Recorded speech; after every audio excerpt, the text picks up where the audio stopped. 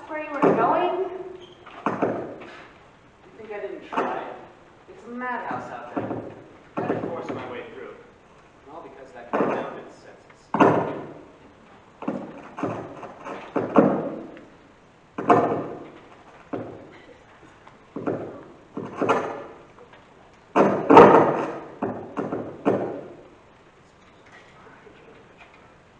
Anyways, what have we got going for today?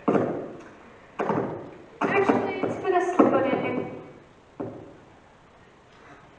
Certainly couldn't tell that from the mess out there on the streets. Who hired this sound guy?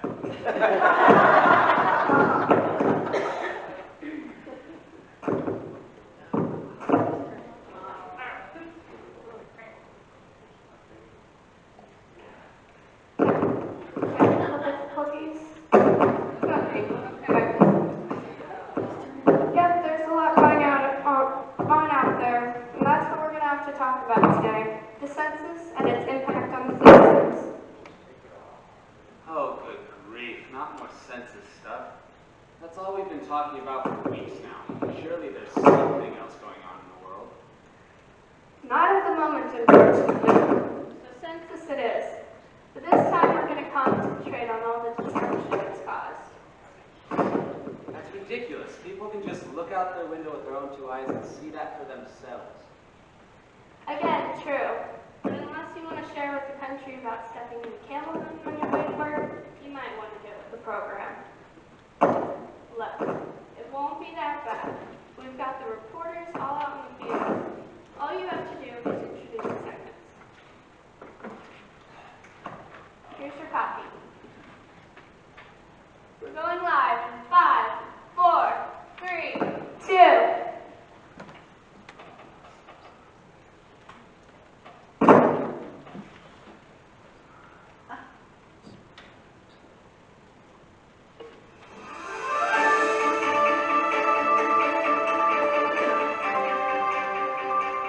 Good evening. This is WCMS Eyewitness News, coming to you live from Jerusalem. I am your host for the evening, Jonah Bar Abram. As everyone is aware, a census has been ordered by Caesar Augustus of Rome. Each citizen is required to register according to their family's tribe. As a result, many pilgrims have been required to travel great distances across the land to their ancestral homes. This mass traversing across the land has created great hardship for travelers, including congestion upon the roads and in the cities, along with housing and food shortages. We have reporters in the field today to assess the situation that you, our good listeners, are experiencing. We go now live to our reporter on the street, Simon Bar Isaac. Simon? It's Simone. Thank you, Jonah. I am here just outside of the Temple Mount. As you can see, things are beginning to slow down for the evening. Still, there are plenty of weary travelers in search of food and shelter for the evening. Let's see if anyone is willing to speak. Excuse me, sir. I'm Simone Bar Isaac with WCMS Eyewitness News. I was wondering if you could tell us about our journey. Journey? You mean this forced trek across the desert with little to no provisions? More like a walk through Sheol itself. How far have you come, sir? From Damascus, headed for Samaria. Ooh, that's quite the distance. Are you traveling alone? Are you kidding? The roads are filled with people. I mean, do you have any family traveling with you? Thankfully, I've been spared that hardship. My family's been well cared for back home. Unlike the couple I had supper with last night, young married couple traveling from Nazareth, it's all she could do to walk. And here she is out on the road trying to be brave for her husband. And all because of that despo in Rome wanting more money to feed his henchmen that are invading our land. A pox on them and a pox on their emperor. I want to keep it down a tad. There's spies everywhere. Who cares? Those mangy dogs. When the Messiah comes, he will rid us of these barbarians and establish his throne. Then Israel will be the greatest among all nations. So you were looking for the coming of the Messiah? As does any true Israelite, when he comes to power, the dreaded Romans will be crushed and Israel will at last be free. What's that you say, Jew? After him!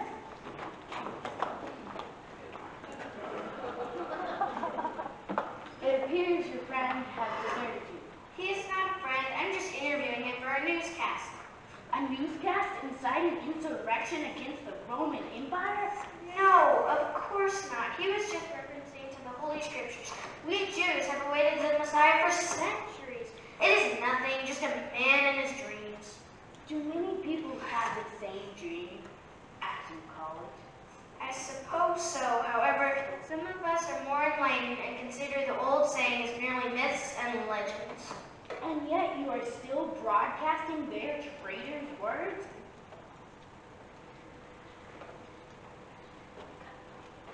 Got away! Never mind. You still have this one. Grab her! What? But I haven't done anything! Send help!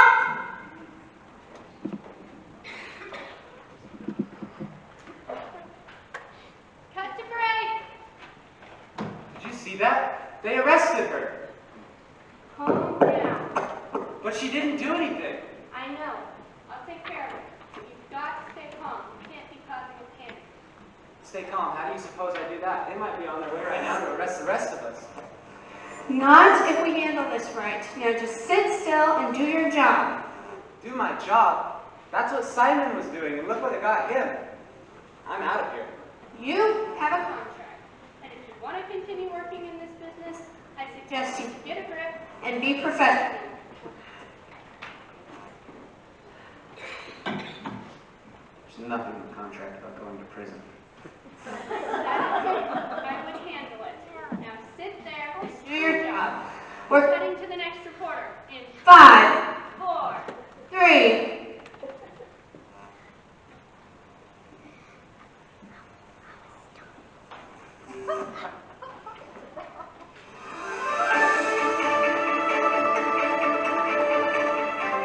Welcome back. It appears we are having technical difficulties with our first report. We will be working to correct it and get back to Simon a little later. In the meanwhile, we have Esther of Magdala reporting live from King Herod's palace. Esther? Good evening. I'm Esther Magdala, and I'm here at King Herod's court. I've come to get the king's response about the ongoing census imposed by the emperor. However, I've been told that the king is entertaining royal guests from the east and will not be available for comment. Rude, I know. However, I now have the privilege of addressing one of these guests. He has graciously agreed to an impromptu interview. Sir, how may I address you? You can just call me by my name. I'm Gaspar of Persia. Persia? That's quite a distance from here. Surely you're not here because of the census. Oh my, no. My friends and I are here on a different matter altogether. You have friends? I mean, your friends? Yes, there are 3 of us. We come in search of the king. Well, it looks like you found him. Regrettably, we have not. We thought he might be here, but alas, we were wrong. I don't understand. We seek a newborn king, not one already enthroned. What made you think the infant would be here? Well, given that this child is destined to be king, it stands to reason that he would be found here at the palace. Yes, I suppose it does. But what did King Herod have to say about your search? I'm sure he was none too pleased. Indeed, he seemed to be quite disturbed. But in the end, he was actually quite helpful.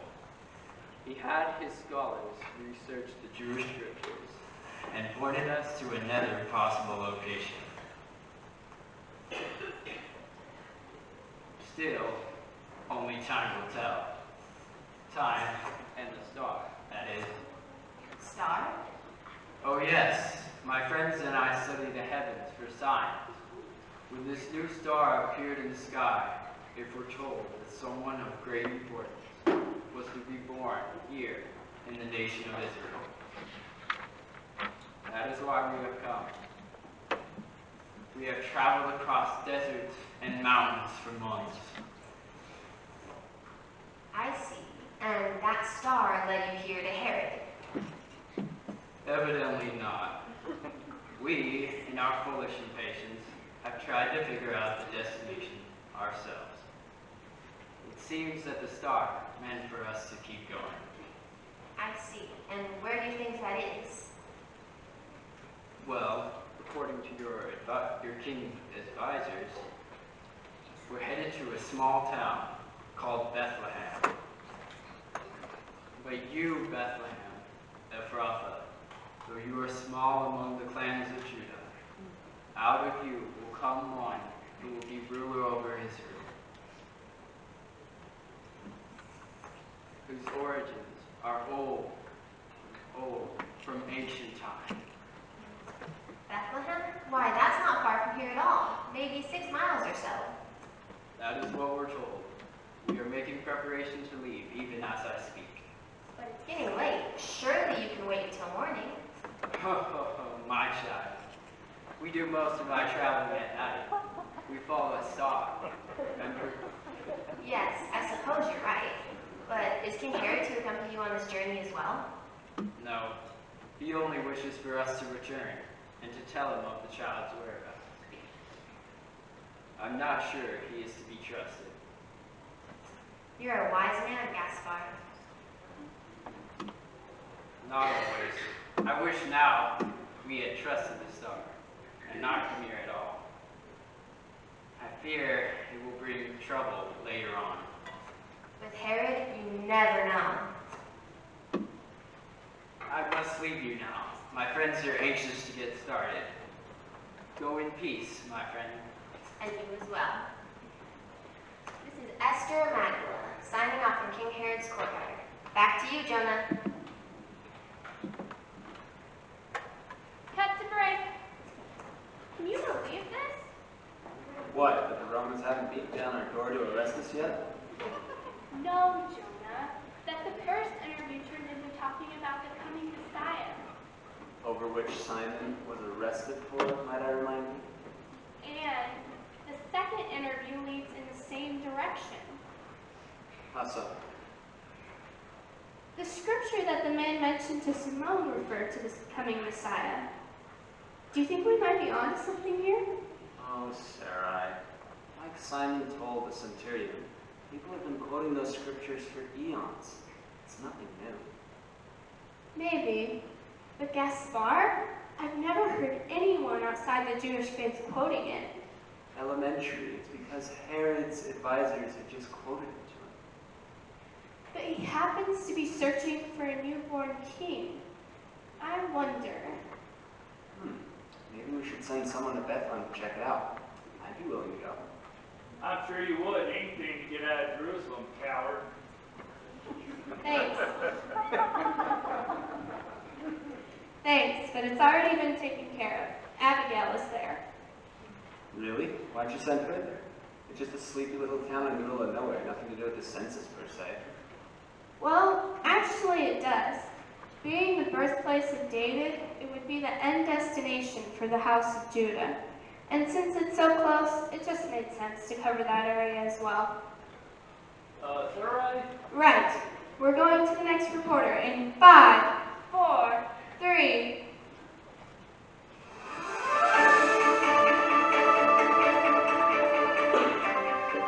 Welcome back. We will now be taking you on the road with our roving reporter, Abigail of Bethsaida. Abigail. Good evening, Jonah. I am here in Bethlehem, a small shepherding village in the mountains over Jerusalem. It is also known as the birthplace of King David, and therefore the place of registration for the members of the house of Judah. As you can see, everything appears to be quiet and normal. Well, let me assure you that this is not the case.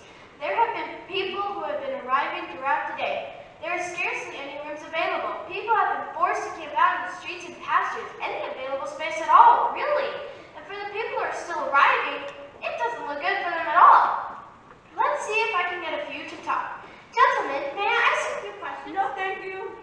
What you said? Sir, ma'am, I'm with the WCMS Eyewitness News. May I please ask you a few questions? You already heard? I can't believe it. We just got here. Heard what?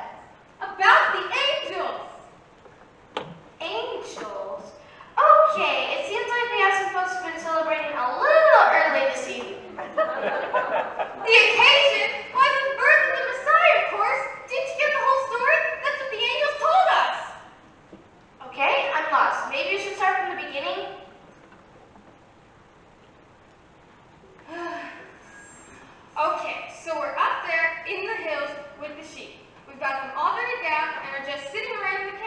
eating and such.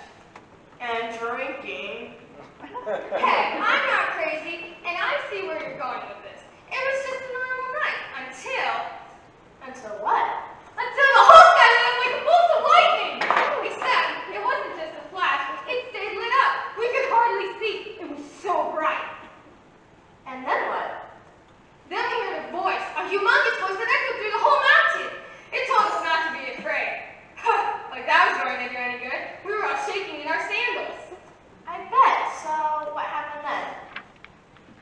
Well, I finally forced myself to look up, and I saw this angel looking down. I could barely make him out, mind you, because he was so bright. But once I did, he said he had great news to tell us, that a Savior had been born, right here in Bethlehem, mind you, and that he was lying in a manger, of all places. Really? Then, the whole sky was filled with those angels. They commenced singing and praising God, saying, "Glory to God in the highest, and on earth peace, goodwill toward men." It was something, I tell you, I'll never forget it. I imagine not. And then, just like that, they were gone. So a bunch of us came down here to check it out.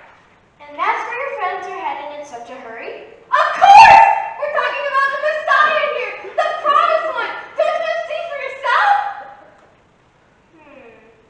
I'm not sure. Hey, what kind of reporter are you? This is the scoop of the century, of all eternity even. I don't know. Oh, let's go. You'll regret it if you don't. I'm telling you. Whoa, what? Wait, this is Abigail. Don't say that back to you, Jonah. Cut to break. No. She's been abducted. We've got to get out of here. They're coming for us all. Calm down, Jonah. I don't think Abigail is in any danger. The shepherd was just a little excited. And Abigail can handle herself. Let's just finish this up and everything will be fine in the morning. 5, 4, 3, 2.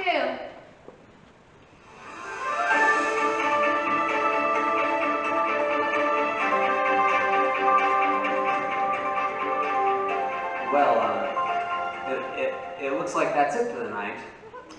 This is Jonah Bar Abram with WCMS Eyewitness News signing off.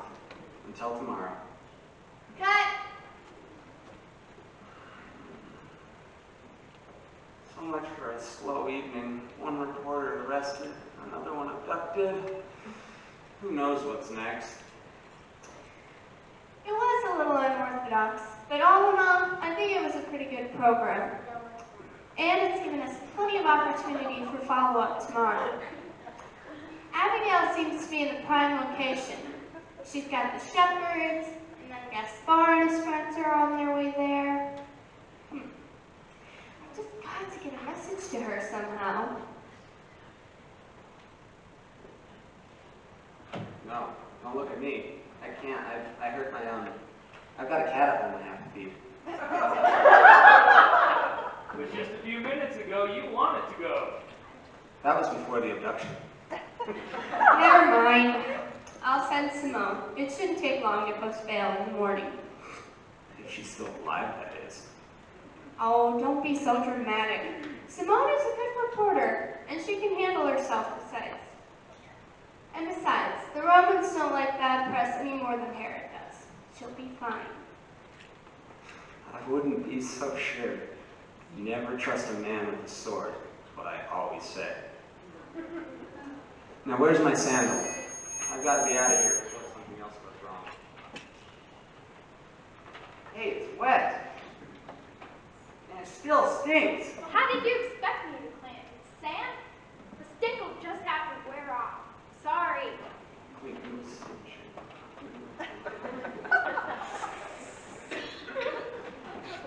Good night. Alright. Careful and watch out for the son of a flea bitten Too late, I guess. Couldn't have happened to a better person. Agreed. Oh well, let's clean up and close down shop.